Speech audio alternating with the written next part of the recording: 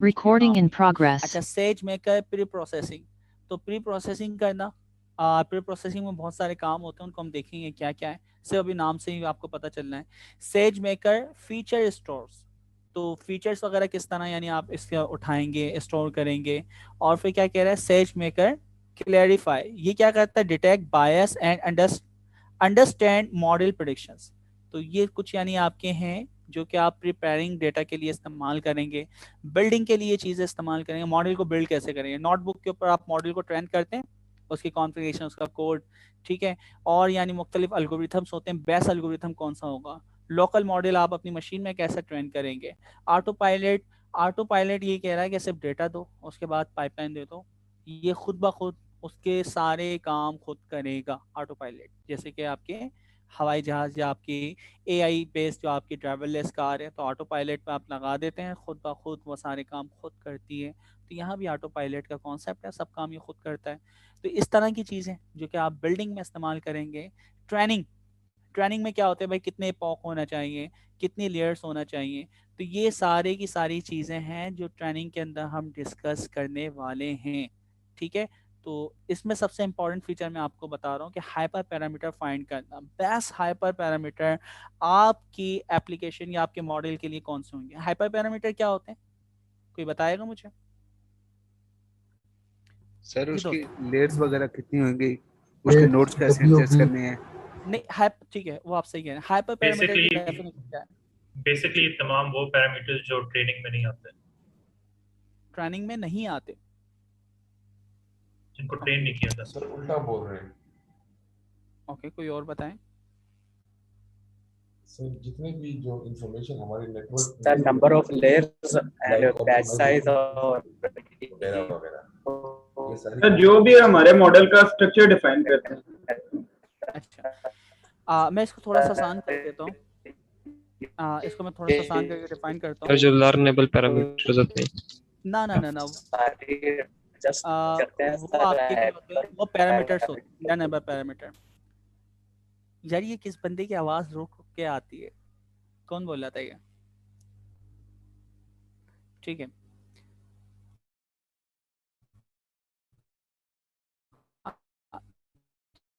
चलें, ठीक है। होते हैं जो मशीन लर्निंग इंजीनियर देता है, ये ह्यूमन डिफाइंड आपके क्या होते हैं, पैरामीटर होते हैं। लेयर्स कितनी हो, इनपुट साइज क्या होगा, आउटपुट साइज क्या होगा, ये सारी की सारी चीज़ें कौन डिफाइन करता है, एक मशीन लर्निंग इंजीनियर। तो जो भी पैरामीटर इंसान देता है मॉडल ट्रेन करते वक्त, वो सारे के सारे आपके क्या होते हैं, हाइपर पैरामीटर। और पैरामीटर डब्ल्यू और बी की बात होती है, जिन्हें हम वेट्स भी कहते हैं। तो पैरामीटर अलग है और हाइपर पैरामीटर अलग है। यह हम अपनी सेकंड क्वार्टर से ये बात हम बार बार सुनते हुए आ रहे हैं, ठीक है, ऐसा ही है ना। सर इसमें फिर हम ऑप्टिमाइजेशन भी करेंगे। ऑप्टिमाइजेशन, ऑप्टिमाइजेशन किस फॉर्म में आप कहना चाह रहे हैं। हाइपर पैरामीटर ऑप्टिमाइजेशन की बात कर रहा हूँ ना, कि जब हम मशीन लर्निंग के मॉडल को हम ट्रेन करेंगे तो इसमें ऑप्टिमाइजेशन के स्टेप भी आएंगे ना सर। हाँ बिल्कुल, ऑप्टिमाइजेशन, अगर आप मॉडल के पैरामीटर को ऑप्टिमाइज करना चाह रहे हैं कि बेस्ट आपके कौन से होंगे हाइपर पैरामीटर, तो वो फाइंड किया जाता है। ये सबसे मुश्किल तरीन काम है, राइट हाइपर पैरामीटर या राइट आपकी number of layers, output, activation function, ये भी फाइंड करना है अपने आप में एक साइंस है।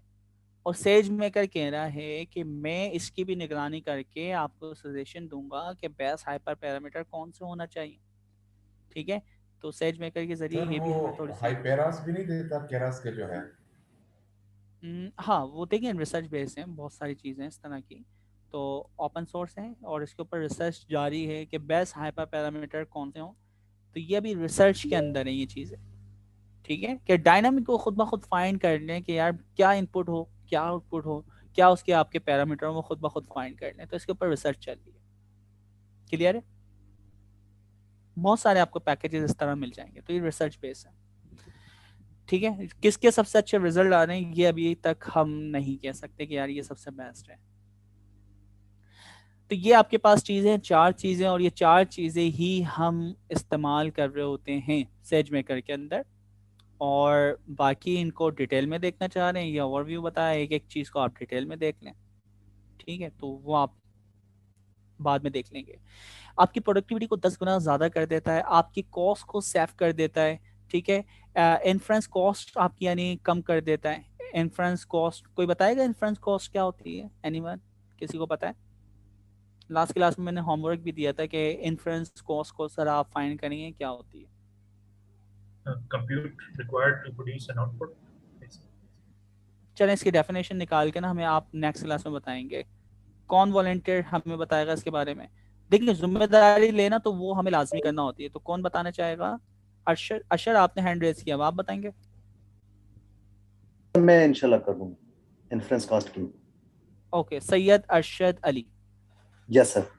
ओके ठीक है, तो ये आपकी जिम्मेदारी है कि यहाँ पे ये जो लेबल्स दिख रहे हैं ना, हेडिंग्स लिखी हुई हैं कि लोअर सीटीओ कॉस्ट क्या होती है, रिडक्शन, डेटा लेबलिंग वगैरह, इनके बारे में छोटी छोटी यानी 3-3 4-4 बुलेट्स आप हमें बताएंगे कि ये होती क्या है। ठीक है सर, ठीक है सर।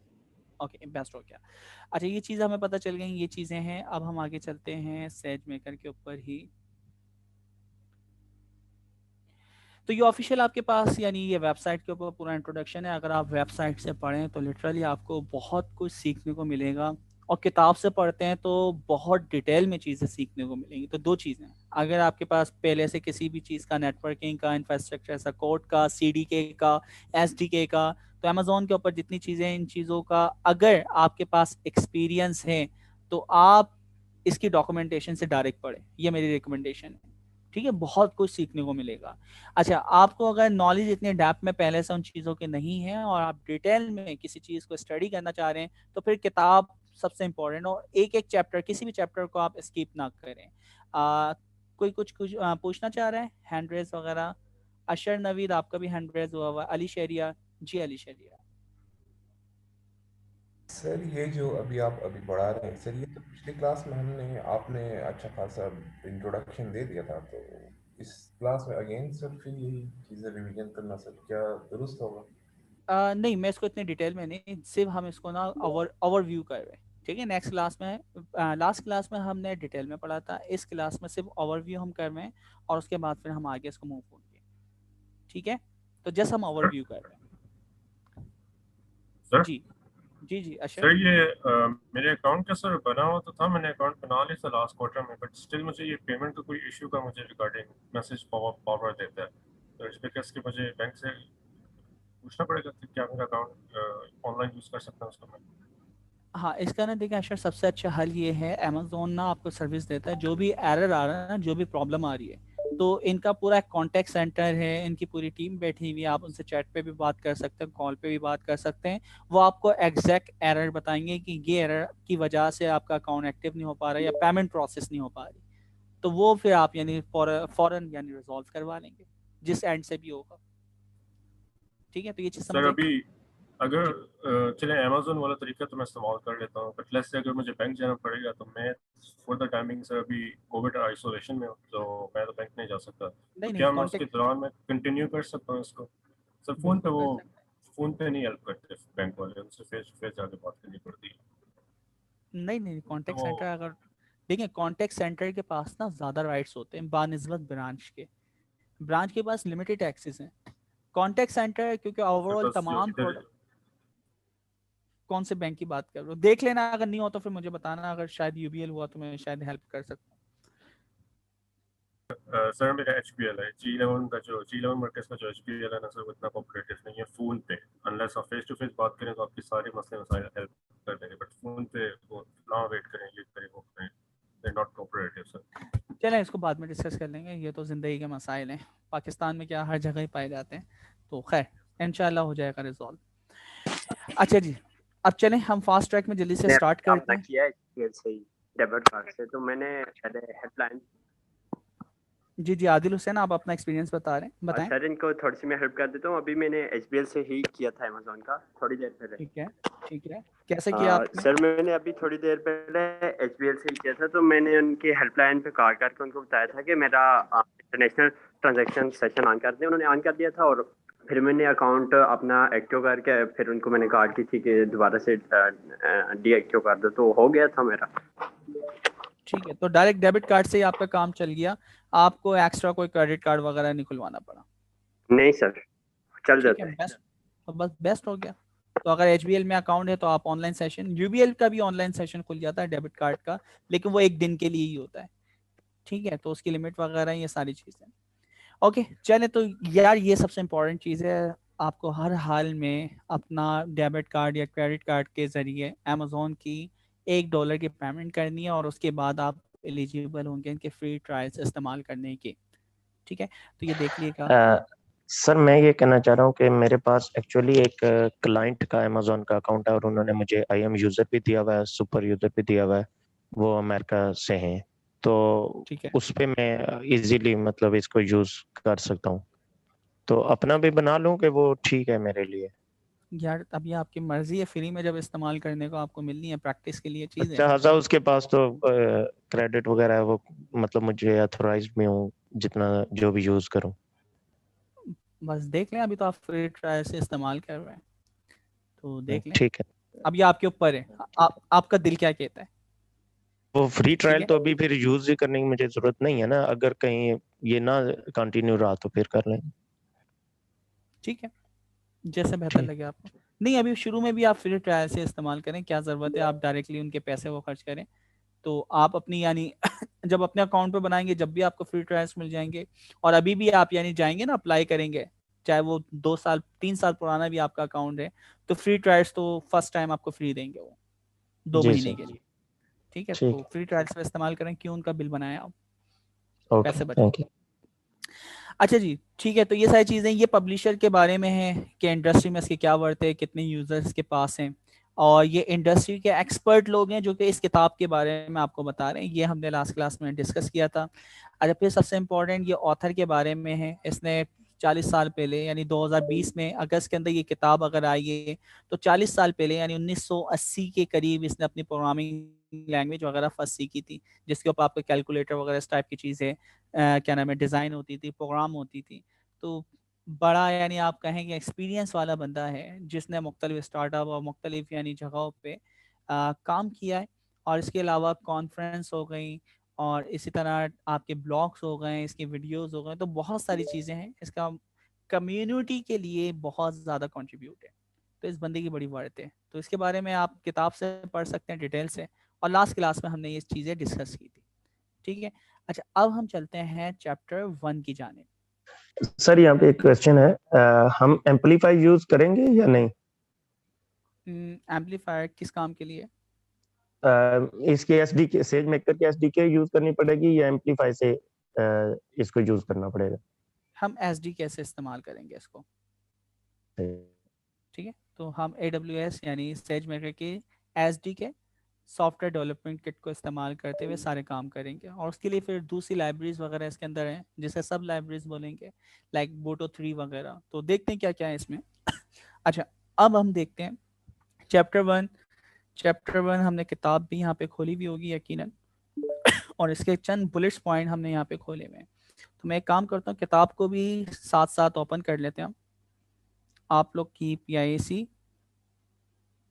और यहाँ गया Q4, ये आपकी आ गई किताब का है सेज मेकर, ओके।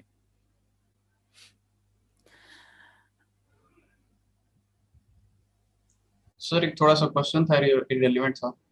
जी जी सर पूछें। लेट से हमें अगर इमेज सिलेक्ट करनी हो किसी भी टॉपिक के लिए, रिसर्च वगैरह के लिए, तो उसके लिए बेस्ट जो हमारे पास जो वेबसाइट या डेटा सेट्स है वो कौन सा हो सकता है जहाँ से हम इमेजेस ले सकते हैं? जैसे हमारे पास कैगल वगैरह डेटा सेट्स के लिए होता है, तो इस तरह कोई हमारे पास है?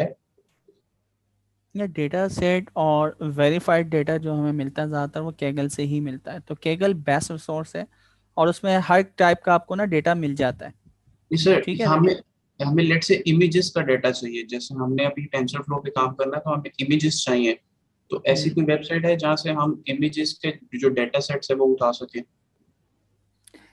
देखें सेट कैगल की हमने बात की, तो कैगल के ऊपर आपकी जो प्रॉब्लम है ना, उससे रेलिवेंट लाजमी कोई ना कोई डेटा होगा, और अगर डेटा नहीं है तो फिर हमें स्क्रैपिंग करना पड़ती है।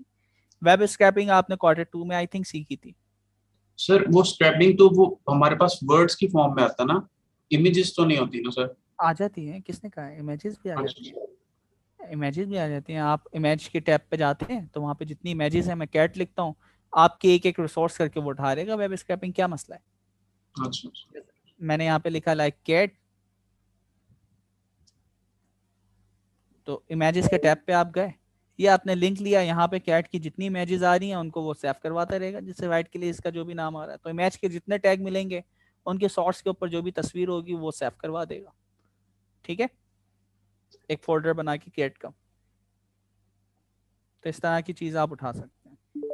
ओके, अब चैप्टर वन हमने कहाँ तक पढ़ा था दोस्तों?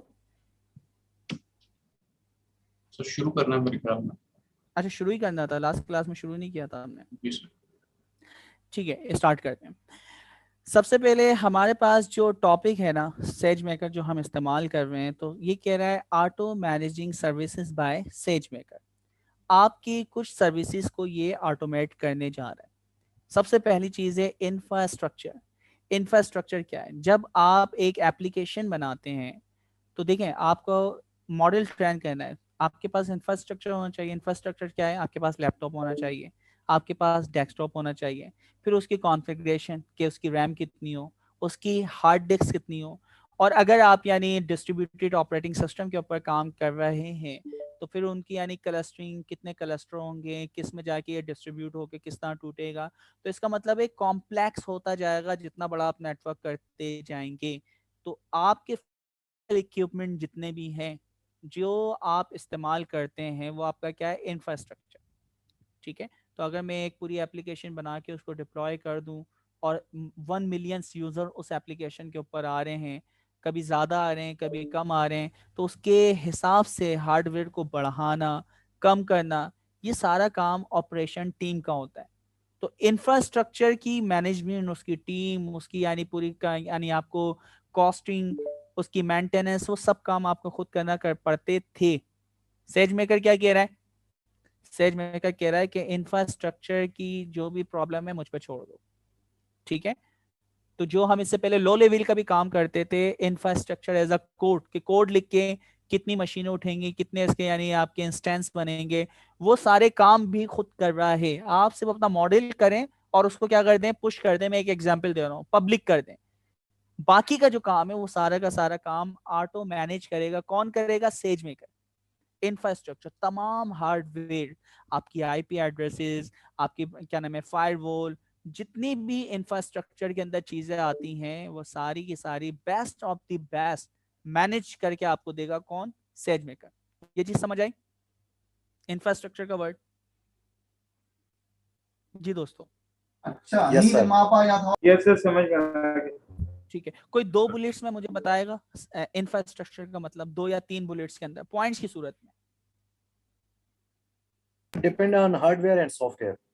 एज फार एज इंफ्रास्ट्रक्चर का मतलब कि सॉफ्टवेयर के लिहाज से मशीन हमारे पास कैसे होनी चाहिए, हार्डवेयर के लिहाज से हम इसको मतलब अपनी जरूरत के मुताबिक उसको अपडेट कर सकते हैं। सही है, ठीक है। अच्छा, काफी लोगों का शायद माइक अनम्यूट हो जाता है, तो सर यहाँ पे जी बिल्कुल। कौन सर ये डॉक्टर की तरह का काम करता है कि सारा एनवायरनमेंट आपका सेट कर देते हैं? सारा एनवायरनमेंट आपका सेट कर देता है। ये मतलब जस्ट लाइक डॉकर? हाँ, डॉकर, देखो डॉकर तो वो आपकी ना मेंटेन करता था ना, कितने आपके डॉकर कंटेनर उठ रहे हैं, उनके ऑटो मैनेजिंग। नहीं, उसका एक एनवायरनमेंट भी सेट करता है ना, जितने सॉफ्टवेयर हमें चाहिए, जो वर्जन चाहिए, वो सब चीज सेट करते हैं ना। ठीक है, अच्छा देखिए, ये ना आप अभी आगे की बात बोल लें, मैं इस वक्त अच्छा, स्टॉप कर रहा हूँ। सही। इंफ्रास्ट्रक्चर की सिर्फ अभी हम बात करना चाह रहे हैं, तो इंफ्रास्ट्रक्चर का वर्ड जब आप सुने ना, तो उसमें आपके जो फिजिकल इक्विपमेंट होते हैं किसी भी एप्लीकेशन को चलाने के लिए, उसमें रैम भी आ रही है, उसमें हार्ड डिस्क भी आ रही है, उसमें नेटवर्किंग भी आ रही है, उसमें फायरवॉल भी आ रही है। तो फिजिकल इक्विपमेंट जितने हैं वो आपके क्या है? इंफ्रास्ट्रक्चर है। तो आपके एप्लीकेशन को चलाने के लिए जो भी इंफ्रास्ट्रक्चर चाहिए होगा, ये कह रहा है कि मैं खुद मैनेज करूंगा, आप सिर्फ अपना कोड लिखें। ठीक है, तो सारे के सारे हार्डवेयर की मैनेजमेंट कौन करके देगा? हमें सेज मेकर। अब ये दूसरा वाला वर्ड आपका आ रहा है जो आप बात कह रहे हैं, वो आप क्या कह रहे हैं? Auto scaling. ऑटो स्केलिंग क्या है? देखें, पहले जो हम यानी डेलिकेटेड यानी मोनोलिथिकल आपके यानी नेटवर्क बनाते थे या मशीन बनाते थे, तो मोनोलिथिक आपकी क्या एप्लीकेशन होती है कि उसके अंदर आपका वर्चुअल, अगर आप मशीन भी इस्तेमाल कर रहे हैं ना, तो आपके ना एक वर्चुअल मशीन का साइज फिक्स है, लाइक 4 GB उसकी यानी रैम होगी, 10 GB उसकी हार्ड ड्राइव होगी। तो अगर आपने एक वर्चुअल मशीन सेट की है, अब वो कोई इस्तेमाल करे या ना करे, वो कॉन्स्टेंटली वो मशीन चलती रहेगी और उस रिसोर्स को, उस हार्डवेयर को कोई और मशीन इस्तेमाल नहीं कर सकती, चाहे उसके ऊपर 0 यूजर हो।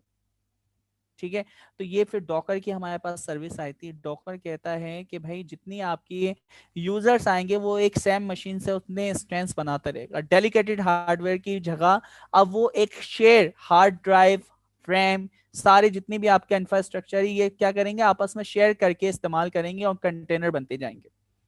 ठीक है, तो ऑटो स्केलिंग ये कहता है कि अगर मिलियंस ऑफ यूजर्स भी आपकी यानी एप्लीकेशन पे आ जाएं, आज मैंने कोड बनाया, उसको पुश किया, कल से मिलियंस ऑफ यूजर फेसबुक की तरह मेरी एप्लीकेशन पे आने लग गए, तो भाई आप टेंशन नहीं लें, उसकी स्केलिंग की भी जो काम है वो भी कौन करके देगा, सेज मेकर।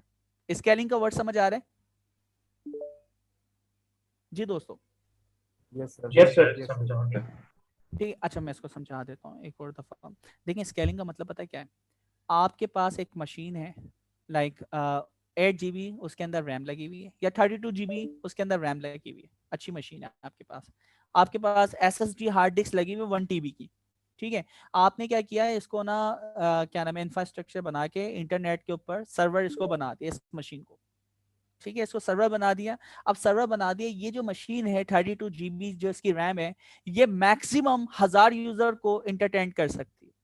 1000 यूजर का मतलब क्या, 1000 यूजर आएंगे तो ये एट अ टाइम उनको जो भी वो डेटा मांगेगी नेटवर्क के थ्रू, ये फौरन उसको रिस्पॉन्स कर देगी। ठीक है, लुक लाइक रियल टाइम।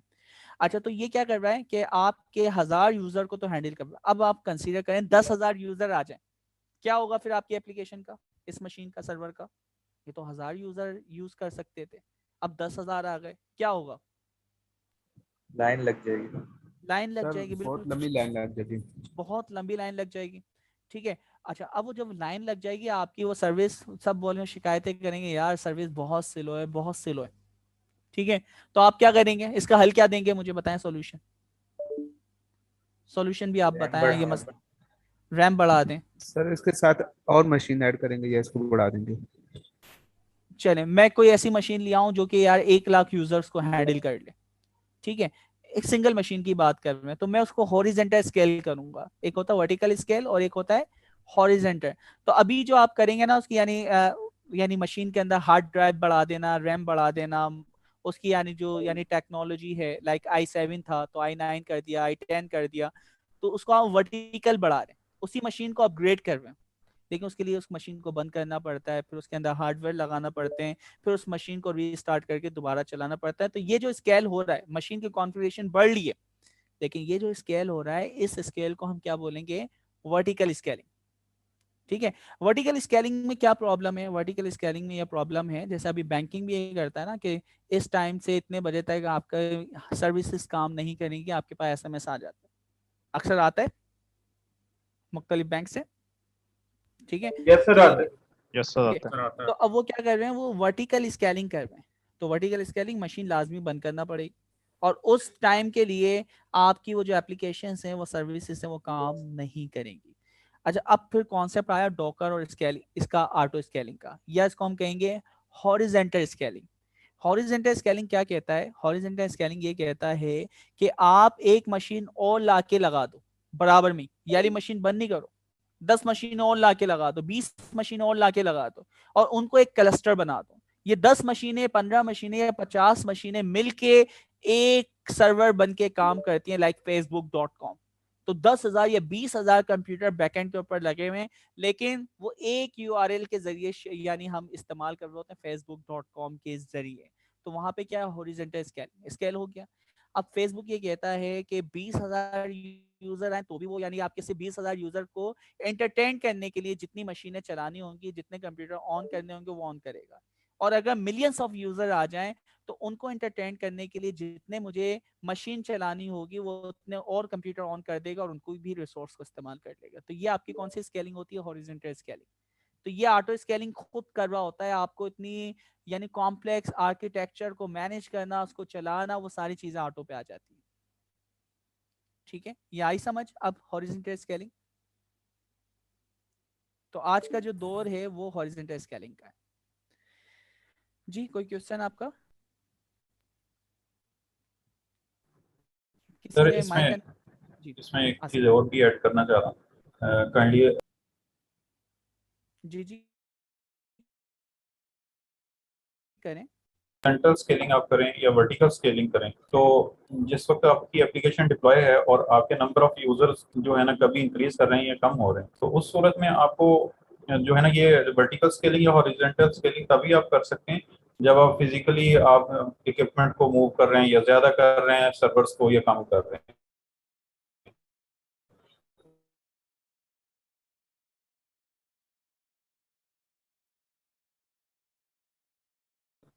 अब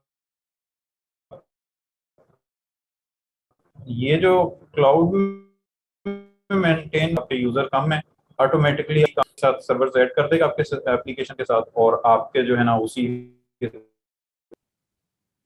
जी बिल्कुल आसिफ, बिल्कुल ऐसे ही हो रहा है, 100% ऐसे ही हो रहा है। ठीक है, तो आसिफ ने इसको बिल्कुल समरी करके बिल्कुल परफेक्ट हमें बताया कि ये ऑटो यानी चीज़ों को हैंडल कर रहा होता है, पूरे इंफ्रास्ट्रक्चर को ऑटो मैनेज कर रहा होता है। अच्छा, अब जो कॉन्सेप्ट है ना आगे इंशाल्लाह इन फ्यूचर हम पढ़ेंगे इस क्लास में या दूसरे बूट कैम्प में भी, बल्कि पढ़ भी चुके हैं हम, फंक्शन एज अ सर्विस। तो फंक्शन एज अ सर्विस में ये सर्वरलेस का कॉन्सेप्ट है। सर्वरलेस का मतलब ये है कि आपका यूजर, जैसे मैं अभी सिर्फ एक यूजर जाता है फेसबुक इस्तेमाल करता है और उसके बाद उसका काम हो जाता है, उसने अपना रिजल्ट देख लिया, उसके बाद वो फेसबुक बंद कर देता है, तो अब तो मशीन इस्तेमाल ही नहीं हो रही, फालतू में आपकी मशीन चलती रहे। तो फंक्शन एज अ सर्विस के अंदर जब रिक्वेस्ट